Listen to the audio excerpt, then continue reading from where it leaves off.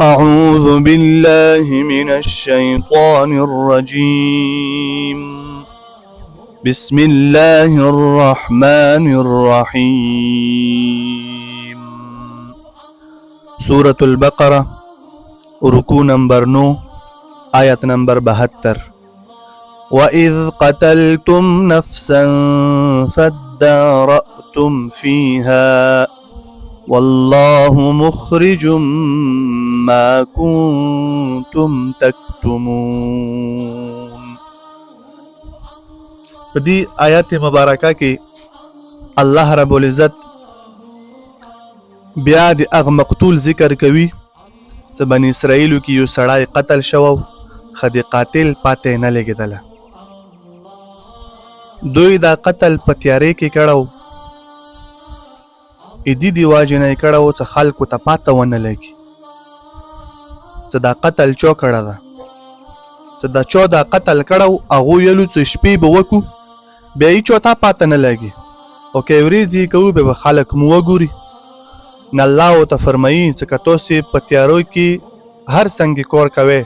تاسې په تیارې کې مو نه نشه بچ کېدای. انسان که نیکۍ والا عمل کوي که د ګناه والا عمل کوي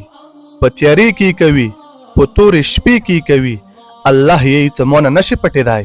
خلکو نه به پټ شي الله نه نشي پټېدای. الله ورته فرمایي چې تاسې په تیارې کې قتل وکړو تاسې یې څه کمو چوک نه ګوري مو خو وکتلی که نه الله ورته طریقه وښیله چې د قاتل پاته به اله لګي چې کله تاسې یوه غوا ذبحه کې د غویو اندوم راواخلې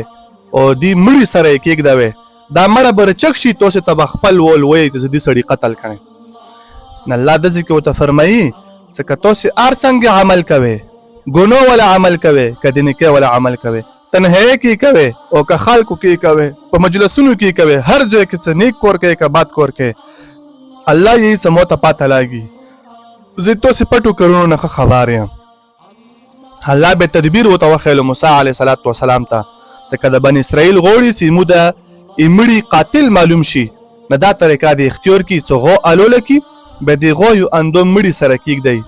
نه مړه به رچک شي خپل قاتل به وښیي. وَإِذْ قَتَلْتُمْ چې کله قتل وکړو تاسې نفسا د یوه سړي فَادَّارَأْتُمْ بس تاسې اختلاف راغلو فَادَّارَأْتُمْ بس تاسې اختلاف وکړو فیها د دې قتل بارک کې والله رب العزت مخرج راښکاره کوونکی ده ما هغه څه کنتم چې تاسې تکتمون پټوئ هغه لره یعنې تاسې دا قتل پټولو الله پاک تاسې ته قتل جواد کړلو. وَإِذْ قَتَلْتُمْ چې کله تاسې قتل وکړو نفسا د یوه تن فَادَّارَأْتُمْ بس تاسې اختلاف وکړو فیها د دې قتل بارک والله الله رب العزت مخرج راښکاره کوونکی ده ما هغه څه کنتم تکتمون چې تاسې پټوئ هغه قتل لره. فقلنا الله فرمایي چې بس ویلو مونږه اضربوه ووایه دا مړه ببعضها په بعضې اندامونو د دینه کذلک اندرنګې یحیي الله ژوندي کوي الله پاک الموت مړي لکه څرنګې د مړي سره تاسې ځناور اندوم کېږدوئ دا مړه به رچک شي خپل قاتل به وښیي الله یې لکه څرنګې زه دا کوای شه زه دا مړه ژوندی کوای شه اندرنګې دوباره بیا زه قبرونو کې مړي ژوندی کوای شه. د ځینې الله رب العزت ګوره خپل حقیقت خوي چې زه لکه څنګه دا مړه ژوندی کوای شه اندرنګې دوباره بیا مړي ژوندی کوای شه. کذلک اندرنګې یحیي الله ژوندي کوي الله پاک الموت مړي ویریکم او ښیي الله پاک تاسې ته آیاته خپل نشانې د قدرت لعلکم دې دپاره تعقلون چې تاسې عقل نه کار واخلئ. الله پاک ګوره ټولې دنیا کې خپل د قدرت نشانې ښیي. الله پاک یو قدرت ته یو قانون ده کله کله الله خپل قانون خلکو ته وښیي کله کله الله خپل قدرت خلکو ته وښیي. د دنیا نظام ته چلیږي دا الله پاک په خپل قدرت باندې چلوي.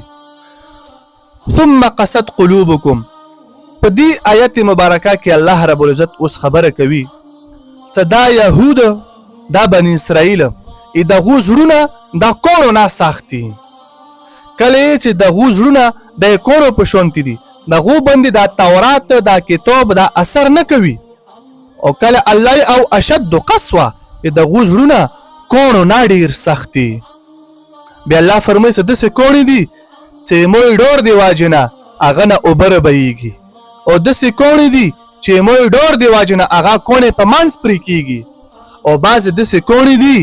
الله یې چې موی ډور دی واجنه هغه انغړي یعنی غرړېږي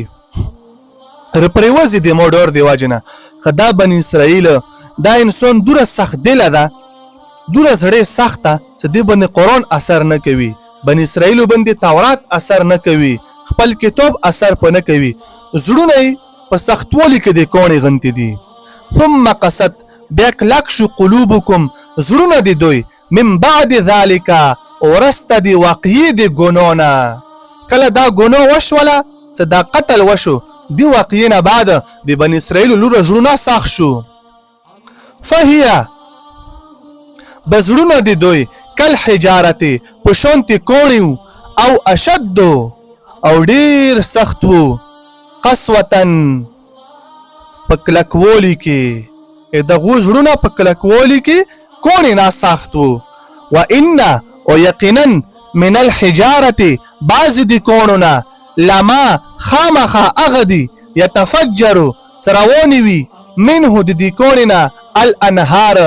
چشمې ویلې بعض د کوڼو نه نهرونه روان وي وان او یقینا منها بعض د کوڼو نه لما خامخا هغه دي یشقق څه پریشي فیخرجو بس روزي منه د دې کوڼو نه الماء اوبه بعض داسې کوڼې دي چې هغه نه نهرونه ربهیږي او بعض داسې کوڼې دي چې په منځ پریشي هغه نه اوبه روزي وان او یقینا منها بعض د دې کوڼو نه لما خامخا هغه دي یهبتو چې رغړېږي یهبتو یعنی چې رغورځي من خشیت الله دی الله خشیت نه دی الله ډور نه کوڼو باندې دی الله ډور اثر کړه ده اے انسان تو په زړه باندې دی الله ډور اثر ونه کو کوڼې دی الله ډور نه رپیږي کوڼې دی الله ډور نه پرکیږي په دې انسان زړه الله ډور نه متاثر نشو وما الله ند الله پاک بغافل نا خبره عما دی اغو عملوننا تعملون څه تاسو کوي انسان تاسو کوم یو عمل کوي الله پاک اتو عملنا خبردار ده الله پاک اتو عملنا خبر ده په خپل عمل باندې الله پیږي افتطمعون آیت تاسو دا تمه کوي ای یؤمنو چې دوی ایمان راوړي لکم اتوس دی واجنه اوس الله رب العزت بن ایمان ولا ته خطاب کوي يهود په بارک کې چې تاسو دا خبره کوي اے مسلمانانو تاسو دا خبره کوي چې دا يهود به مودي واجنه ایمان راوړي دغه خپل قافله ده او قبيله ده دغه کتاب ووري یعنی تورات ووري که تورات باندې عمل نه کوي بیا دغه په تورات کې تحریف کوي یعنی ټکی بدلوي فتطمعون آیت تاسو تمه کوي ای یؤمنو چې دوی به ایمان راوړي لکم اتوس دی واجنه وقد كان يقينا و فريق ايوادالا منهم دي دوی بني اسرائيلنا يسمعون سوردل بي كلام الله كتاب دي الله پاک ثم يحرفونه بيبي پدي كتاب کی تحریف کولو تحریف پی کولو یعنی ټکی به بدلولو من بعد